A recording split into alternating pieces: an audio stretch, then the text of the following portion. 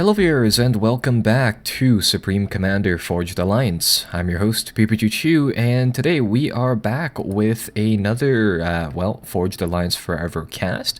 Today we are going to be showcasing off two matches. One that I played was Nurse Semio here, and another one against a opponent's name who I don't quite remember anyhow. Again, these are kind of just one-off casts for the time being, and today we are talking about Econ, or the macro gameplay inside Supreme Commander Forged Alliance here. So that said, this is a deceptively simple system. So I've had the game speed paused to, or effectively paused at -10 here, and I wanted to talk about this intricate balance between the resources inside the game, mass and power. So the key thing about the game, or the key thing about Supreme Commander here, it's that, you know, anything past really the 2-minute mark isn't necessarily, say, following a build order or anything like that.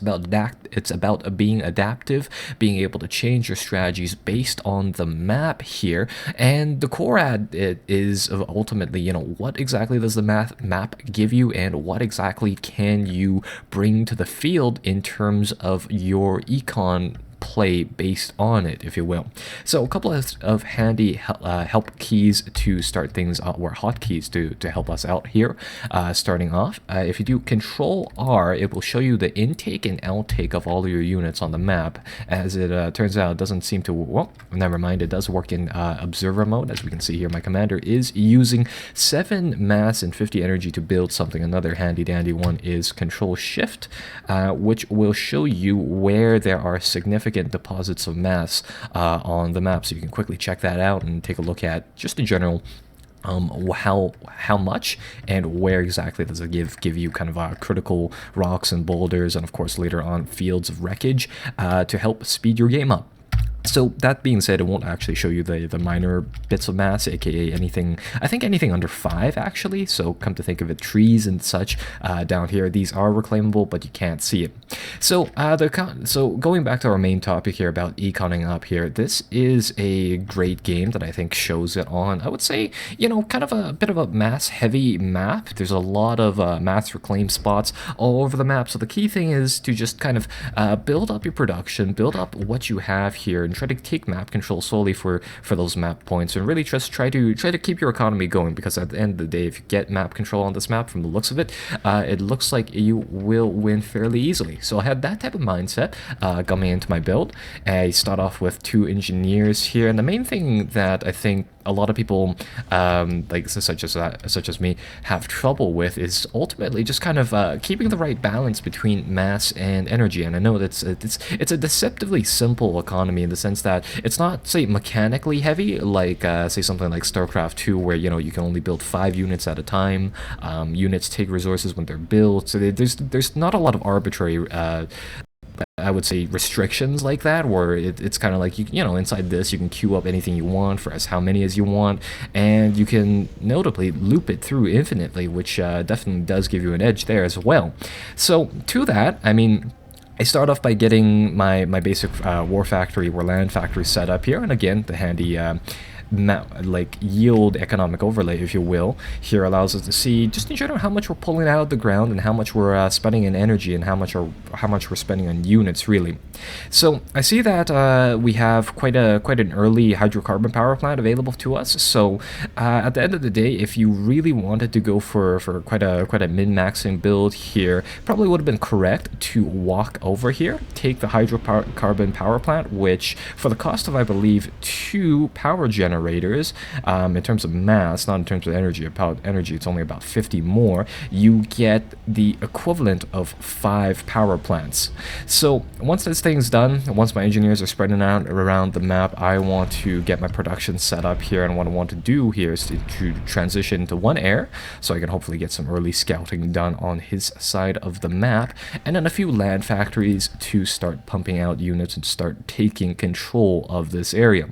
So in the meantime, meantime, while that happens and starts to wrap up, let's talk a little bit about typically what this map, or what I was kind of going into this map with. So in the middle of the terrain here, this part I felt especially interesting with how these pillars were set up. They're small enough that you can reliably shoot artillery rounds around them, or I suppose over them as well. And on the sides of the map, you have this little, you know what? It's rather hard to see, but like you can cross that ramp. Like it's not, say, you know, at a 45-degree angle, but it's pretty steep. But nevertheless, you can get up to these plateaus from, I think, anywhere except for I suppose this side over here. I don't know about over there, but that being said, I never tried that inside the game. Anyhow, once we kind of get our initial scouting groups out here, we take a look at kind of, you know, what exactly is happening over here. My opponent decides to send an early tank to harass. Good thing we econned up in the sense that we have a lot of units to play around with, to send around. I think my scout plane is over here. I built an interceptor right after to counter any early scouting, and I send that to buzz right around as well to take a look at what we have on the map. So, like, with regards to controlling your expansion right here, the key thing is that I'm trying to balance out having just enough energy and just enough mass. So what I see is that a lot of high-level play, people honestly do kind of cap out on the economic mass. The good thing about this, however, is that after, well, partially it's because I'm capping out because I'm building units. The second thing is that thanks to our opponents' early drops, we get a nice handy-dandy little 45 bundle here of mass, 54 bundles of mass here, and in general, I mean, I do have an engineer reclaiming inside the background here, so overall we are in a pretty good position. I think the key here is to really take a look at how much mass are you gaining versus how much energy are you gaining. Like right now, we're wasting a lot of energy in the sense that's capped out, but at the same time, it's fairly early inside the game, so we'll excuse that for now. Typically, what I see a lot of people doing is that once we kind of cap out on economic energy, it's typically good to switch over to energy-heavy production. Likewise, when you start to cap out on mass, cap out as in it fills up this storage bar completely, switch it to something mass-heavy. So that said, I mean, I do have extra energy right here. Each individual factory, depending on what it builds, on average uses, I think, around 40 to 60 mass, where actually it might even be lower than that to come to think of it. Let's see, primarily I produce main battle tanks, so strikers over here. It actually takes only 20 mass. So in that case, seeing as how I did have about 100 units of energy, either way, I do pluck down some war factories nice and close to the middle of the map here, where I kind of expect a lot of combat to happen. I want to contest this as best as possible. The other thing is that, you know, once the game kind of moves out of this early 5-minute phase is kind of where I'd say is the cutoff. But I mean, being that the maps in this game are so varied and so different in terrain as well, it's kind of hard to say. I do build a turret here just to cover the sides of this entire area. I wanted to keep this area very, very open like that, to cover as much area as possible of things trying to get into that pass. And likewise, I do try to build one here later on. But taking a look at the econ gameplay, I would say that we're in a pretty good spot, being -2 and -4, having just enough to handle both our energy and our mass amounts, and overall from that, I mean, I'm able to build a lot of troops. I send them down over here towards the middle, and we take a look at the observer view. I'm doing fairly well. I'm doing a very, very good job of keeping this area of the map kind of cleaned up and under my control for now. I'm pressing on into his mass points, in fact, and well, a good gauge of, you know, how well you're doing in that is that if you have your econ in the background working well, we would have, you know, roughly around half of the map's width in terms of map control, and I would say that it's yeah, it's about even, with the exception that he's pressing an engineer up here, which unfortunately I don't believe I deal with fastly, and no, or maybe not, or no, he gets away. Either way, with the exception of that, he doesn't have this mass reclaim point taken, so we try to keep that out of his hands and really press forwards from there. So again, the economy is decently well set up. We have tank production going at full power. I noticed that once we start to do some serious construction, we start to lose out on a lot of energy, so I built a couple of energy generators, and again, it's a balancing game between those two things. And talking a little bit about the tactics of this match, I mean, originally, as you probably have seen, he was pushing up around the left-hand side. I was pushing down straight through the middle of the two valleys over here, but I do split off a force on the side. The thing with raiding is that you do have to be in a situation where raiding isn't, in my opinion, it doesn't seem as though raiding is necessarily like say the be-all end-all type of deal. It's not. Harass is so terribly important, so long as you can kind of control the pacing of your expansion. But a good side attack here really does put some pressure on your opponent. So I tried to do that. It looks like he split off a minor amount to try to deal with this. I probably should have grouped this unit up into a big block before kind of charging into his base with, but nevertheless, with that raid contained, we press on onto another angle, bring in some of the bombers, because it looks like my opponent here has decided to switch away from air production. And that said, I grabbed some bombers and I tried to take out some of the mass extractors on the sides of the map. So he pulls back here. I think he noticed that I had the commander nearby. I had production going pretty well, and at the time being, he's on 5 bases. We are, I believe, we are on 6 plus 1 air, plus 1 in construction. So overall, if we were able to produce a lot more stuff there, then we would have been in a very good location. Plus, we have all of this extra mass in the middle of the map for us to reclaim. So overall, it works pretty well into our economy. 0 energy, we're roughly 0 energy wasted, and a slight mass deflect, which we can of course fix by getting the commander to pick up some of the stuff on the ground here. So at this point in time inside the game, I do believe I only have this one radar on the map. I see a few units here, and I'm thinking, okay, that's probably where the bulk of his army is. I didn't need to freeze there. But as it turns out, it was just an engineer in that. So he's setting up for a raid here. I'm building a turret to try to cancel that out. And luckily, he only has 1 artillery piece over here, so that will buy us some time. And meanwhile, I suppose, our forces are going to make a nice raid, pick off another land factory there, and going to press through to the other side of the map. So at this point inside the game, I'm considering 2 things: either teching up, or alternatively upgrading my mass extractors, or I suppose that would be teching up to tech 2, such that we can produce some more mass from what we already have. So with that said, I decided to upgrade 1 here somewhere during the mix of things, so that's that. And I think the best way to upgrade these mass extractors is just to kind of do them one at a time, maybe with a group of 2 or 3 engineers. So I get this one. Our mass problems seem to be alright for now, just idling around.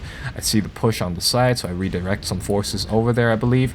This raid, I think it caught my opponent by surprise, so he wasn't able to save the factory, obviously. He wasn't able to save a couple of mass extractors over here, and I do believe my bombers did, or took those out, and I suppose he rebuilt them. But that's fair. Either way, lots and lots of stuff littered around the map now, and I am, well, just constantly building factories behind this. So, at this point inside the game, I mean, I have some free engineers on places on the map that I don't expect to see heavy action. Nevertheless, I kind of get them to do something. Taking a look at building walls here. Building walls takes a very little amount of resources, but getting that set up will definitely hamper any raids on that side of the map, so I decide to do so. Push my commander up here again, grab whatever resources I can off the side of the map whenever it works, really, and I get some of the spare engineers to do something similar over here as well. And I think at this point, yeah, I'm upgrading this this extractor right here, or I get a few energy generators just before. So yeah, overall, this is a fine mix of things. Once I start to get some of those energy generators here, and I see that, you know, in terms of mass storage with the reclaim, we have a lot of stuff littered around the ground, especially now that we've created effectively a safe pocket of reclaim there, if you will. So I decide to build a few more factories once again, and again, just kind of getting production so that if he decides to push me, and any shape or form, I'm able to throw back 10 units for every single one he has. Now, like the key thing is that we're not necessarily the key thing, like or what am I trying to say here? One of the things being is that, like, because he's kind of nice and safed up here in the back of this valley that is his base, I was a little worried about giving my opponent so much reclaim, so I pushed up with my commander here, put him on a patrol order so that he automatically picks up the resources on the ground, and I wanted to try to get rid of some of the production there, or some of the resources on the map. And during this time, I see that my opponent has well, T2 tanks on the field. So yeah, that is gonna be quite a problem, seeing as how those things, especially in a UEF game, UEF tanks, T2 tanks are quite cheap, and they have quite a lot of armor compared to quite a their alternatives, so that is quite a worry. But because I've been teching up, but because I've been kind of increasing production all the way through the game, I'm not too worried about it in the sense that I have a lot of stuff to throw at my opponent, and overall, I should be able to keep him back at bay for the time being, but I do need to try to match him in due time. Taking a look at the in the upper right corner of the scorecard here, we are on 41 mass to 84 mass, and at this rate, so long as we tech up those factories and make a push, we should be in a very good place in terms of how much damage we're doing. But unfortunately, during this game, I do make the mistake of pushing my commander up here, trying to get some mass. I was paying attention to the army movements back here, so by the time I reacted, and some of these tanks are of no help, my commander was picked off whilst he was trying to grab some of the reclaim there. Anyhow, that was game number 1. Nevertheless, I mean, in that match, I think if I pushed forwards, if I finished teching up these factories, such as I did with this one right here, we would have had a splendid time in pushing around from both sides of the map and to really get some of those pickoffs, because there was no way he could have kept up production, especially with those T2 units from that side. So that is game number 1 out of 2, and that said, I'll see you guys in the second match.